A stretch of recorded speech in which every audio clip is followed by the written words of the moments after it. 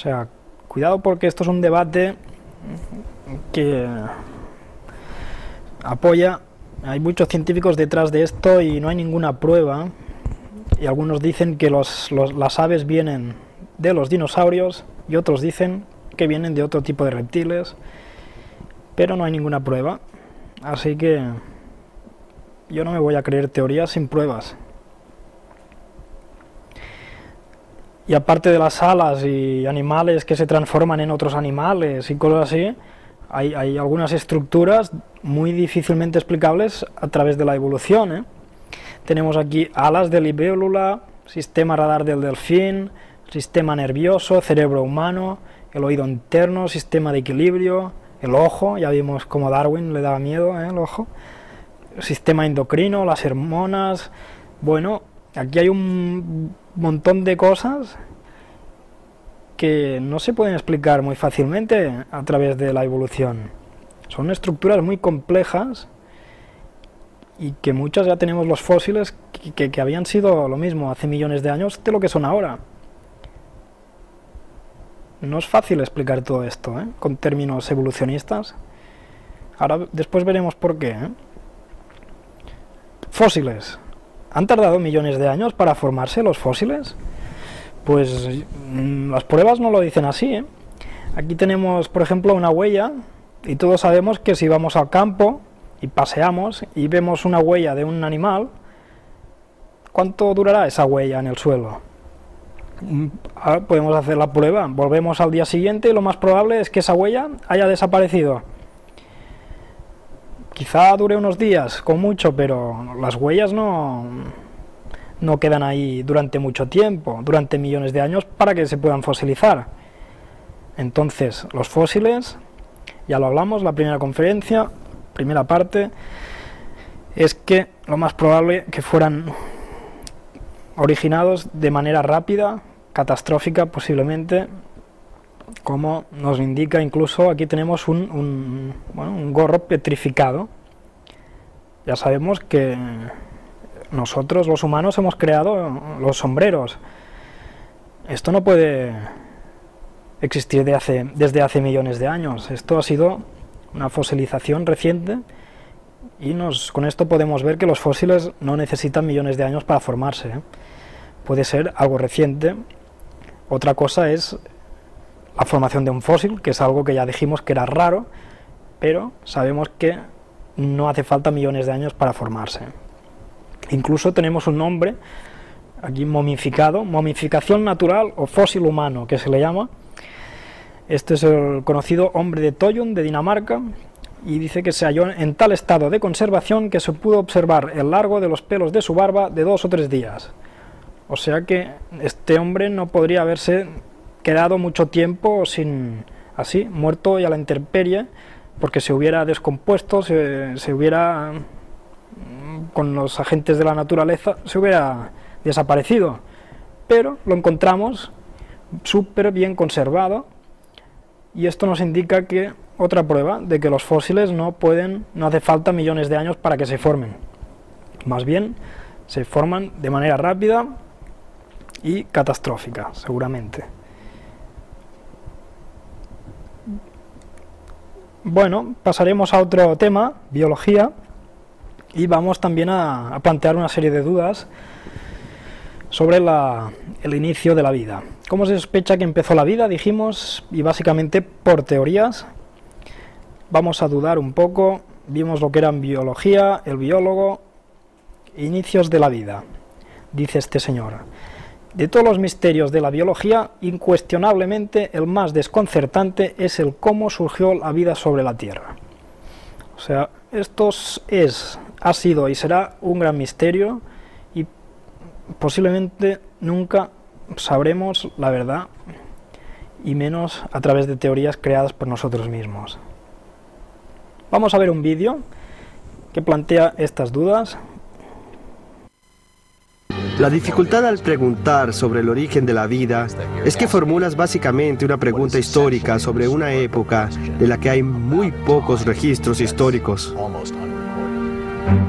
Es un tipo de problema científico distinto. Sabes dónde estás y dónde quieres aterrizar. Uno solo sabe cómo llenar esa brecha. Y no sé cuán difícil es eso. Quizás nunca lo logremos. Pero es obvio que la Tierra lo descubrió. La Tierra lo descubrió. Como dijo una vez J.B.S. Haldane. Y cito sus palabras. El universo es más extraño de lo que nos imaginamos y también más extraño de lo que podamos imaginarnos. Así que el vacío que hay entre los ingredientes crudos y la vida misma, ¿podremos resolverlo el próximo año? No lo sé. ¿En 10 años? No sé. ¿En un siglo? No lo sé, pero diré esto. Esa búsqueda llevará a otros descubrimientos sobre cómo funciona la vida, y eso es solo bueno para nosotros. La ciencia de cómo empezó la vida produce a mucha gente un sentimiento de asombro, un sentimiento de que la ciencia por sí misma no puede explicar el misterio de qué es la vida. Lo que es más maravilloso sobre nosotros, lo más asombroso, es que la materia orgánica inanimada pueda organizarse a sí misma hasta un nivel de complejidad en que pueda estar viva y pensar sobre qué es ella y cómo se convirtió en lo que es. Eso es para mí lo más maravilloso de estar vivo.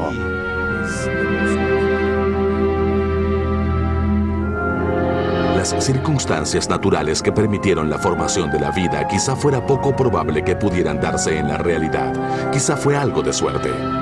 Pero sí ocurrieron. Al menos lo hicieron en una ocasión. Y somos la prueba gloriosa de las leyes de la física y las reglas de la química. Y de fuerzas grandiosas más allá de nuestra comprensión. ¿Qué maravilla más grande hay en la Tierra que la habilidad de las cosas no vivientes de transformarse en cosas vivas que respiren, piensen y vivan? Vale, nos hacemos una idea de que todo esto no es tan fácil como podría parecer. Hay cosas que muy complicadas de conocer y quizá nunca vamos a conocer, ¿eh? Vamos a ver, planteamos una teoría, la teoría de la generación espontánea, vimos de qué iba y también surgen algunas dudas. Vamos a ver un vídeo y estas dudas sobre esta teoría.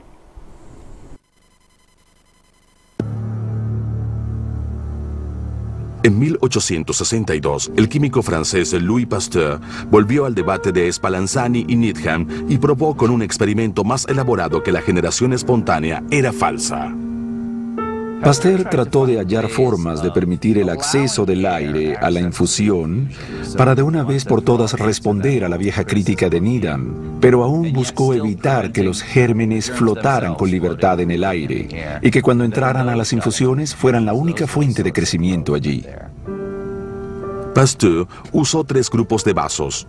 En uno, los vasos estaban sellados herméticamente. En otro, los vasos estaban abiertos, pero sus cuellos eran angostos y torcidos. En el tercero, los vasos estaban totalmente abiertos. Después de solo unos días, las soluciones en los primeros 2 grupos no se habían contaminado. El segundo grupo siguió libre de bacterias porque sus cuellos largos y torcidos evitó que entraran ellas. En este y otros experimentos, Pasteur destruyó a la generación espontánea. Esa fue una de las piezas más convincentes de evidencia experimental aportada por alguien al debate de la generación espontánea. Pero hubo una interesante secuela a ese experimento. Pasteur fue tan convincente al mostrar que la vida no podía surgir espontáneamente, que pasaron 30 o 40 años antes de que la gente empezara a pensar de nuevo sobre el origen de la vida, porque sus experimentos fueron tan convincentes que barrieron con los pensamientos de que la vida podía surgir por sí misma. Vale, ya hemos visto una de las teorías sobre el inicio de la vida, la generación espontánea, que no es posible. Esto ya se vio hace tiempo. Y dice, la doctrina de la generación espontánea no se repondrá jamás del golpe mortal que le asesta esta sencilla experiencia. Esto a través de la vida del señor Pasteur, que demostró con un sencillo experimento, pues que esto es imposible. y dijo que no se repondrá jamás del golpe mortal esta generación espontánea.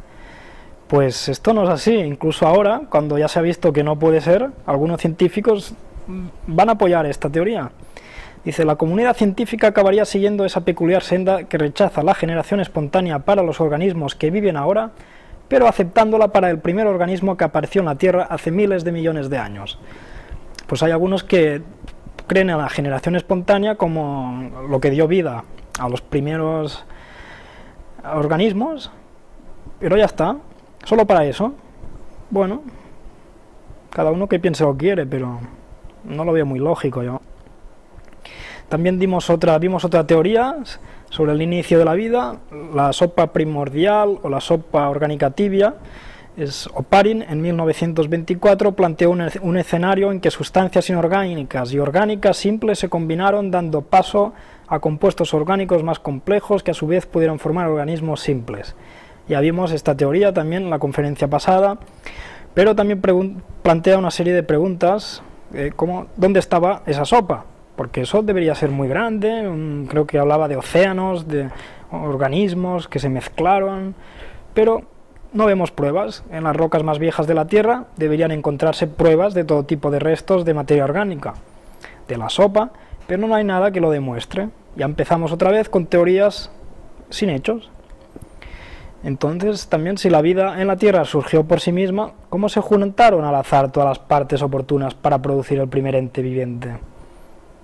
¿Alguna teoría para explicar cómo el azar crea vida? ¿No? ¿Cómo se seleccionaron el adecuado tipo de moléculas para la creación y posterior formación y reproducción de la vida? Claro, todos son un mecanismo, pero ¿cómo se explica todo esto? No es tan fácil, ¿eh? Incluso las moléculas orgánicas se destruyen fácilmente. ¿Cómo habrían sobrevivido? Todo esto tendría que plantearse con hechos.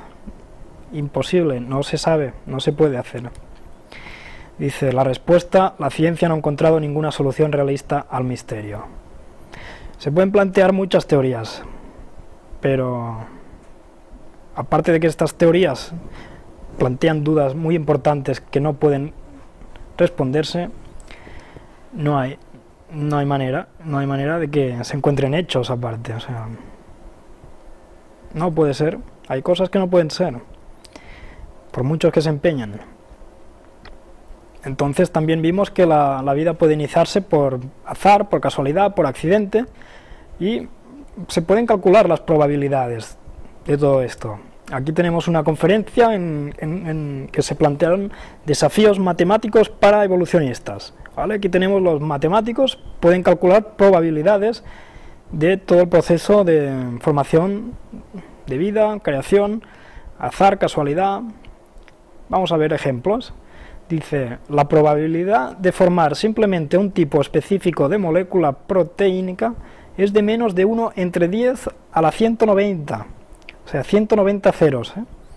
Y aunque esto ocurriera, tener una sola molécula proteínica sirve de bien poco. Hay que tener cientos de tipos diferentes para llegar a la forma de vida más simple. Y luego se necesitan moléculas más complejas que las proteínas, ADN o ARN, al igual que hidratos de carbono y grasas. O sea que ya la posibilidad muy pequeña, menos de 1 entre 10 a la 190, solo de formar un tipo específico de molécula proteínica. Pero es que esto sería lo primero, porque después tiene que venir un montón de cosas, ¿eh? ¿Qué más? ¿Cuál es la probabilidad de que una célula pudiese haber aparecido simplemente por casualidad? Dice, la probabilidad de obtener a la vez 2000 enzimas necesarias para dar inicio a la vida es de 1 entre 10 a la 40.000. Uf, vaya probabilidad, ¿eh? Esto está calculado. Ya que querían teoría de la evolución, pues vamos a cuestionarlo. Los matemáticos lo hacen y calculan las probabilidades. Y aquí están, números bastante complicados y grandes, ¿no? ¿Qué más? Tenemos la probabilidad de que un microbio diminuto, como el micoplasma, apareciese espontáneamente es de 1 entre 10 a la 5, son billones Y este hombre es partidario del origen evolutivo de la vida, ¿eh? El que dice esto, Harold Morowitz.